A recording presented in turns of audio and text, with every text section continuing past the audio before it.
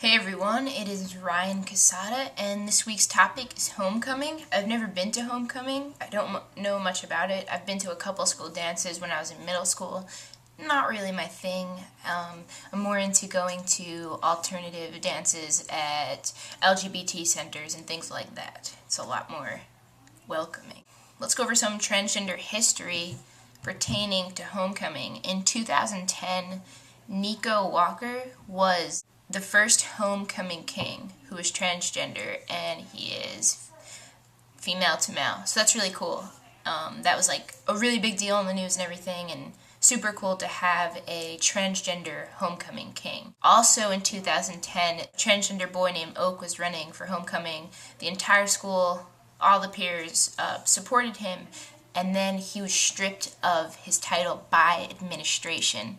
The students of the school did not like this, and they all wore t-shirts that said "Oak is my king." It was a huge campaign on Facebook and all over media things everywhere, so that was a big deal. So I think now being transgender, going to homecoming, getting elected as homecoming king or queen is starting to become more in the media, and I think it is possible in most of the more liberal schools now. If you are in a school that you absolutely can't go to a school dance or homecoming because of your gender identity or sexual identity, then you should find an LGBT prom or pride parade close to you so that you can go and dance somewhere and, celebrate who you are. Sometimes it's better to not celebrate with people in your school, especially when you're queer, and that's what just happens, but as time goes on and equality comes closer, soon,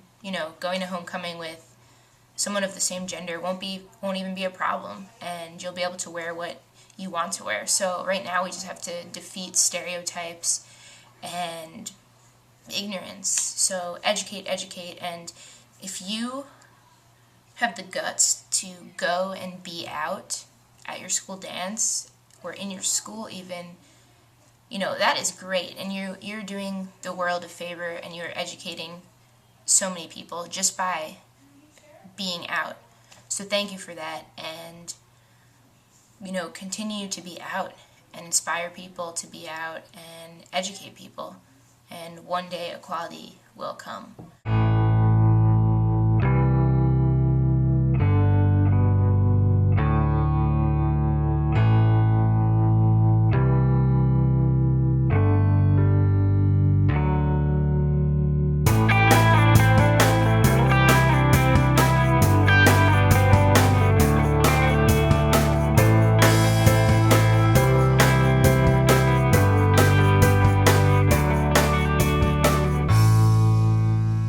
So that's all I have to say for this week. Next week is question week, so please leave a bunch of comments below asking questions. You could ask me anything.